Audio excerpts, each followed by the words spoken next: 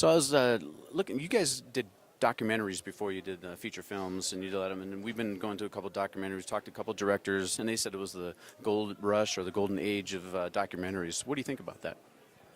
Right now, you're saying? Yeah, that's what they're saying right now. You know, I always the documentaries at Sundance are always incredible. I mean, you can't every single one is good. I think that it's such a great form. I wish I had time to see all of them while I was here. They're always the most. There's always something valuable in them. They are incredible. Yeah.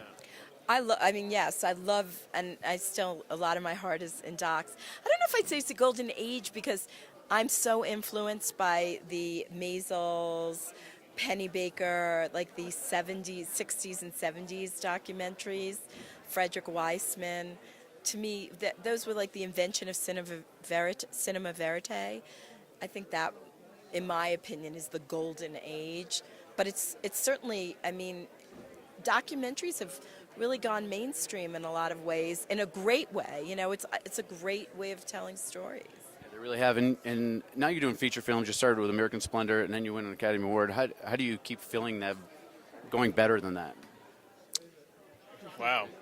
You don't. Time, a lot of money, right? Think about it that way. You just find something that you love, and if you connect to it, you go with it, and hopefully you care about every tiny decision you make when you make a film, and hopefully it turns out well.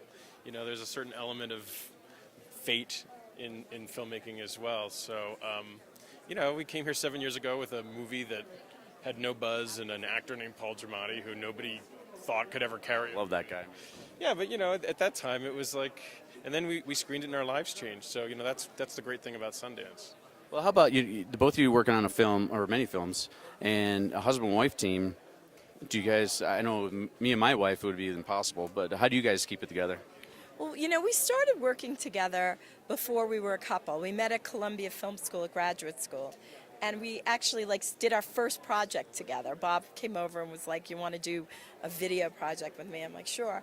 And so we kind of got the work thing down first, and then we figured out the relationship stuff, or we're still figuring out the relationship stuff.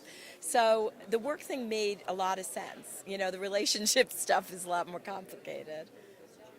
Well, thanks, you guys, and yeah, he just wanted to work on film with you in college. Yeah, right. I think he liked you a lot. Well, I hope so. He married me, so I did have a good apartment, though, and in New York City, that's a big incentive. That's true. Thanks, you guys, and Thank you.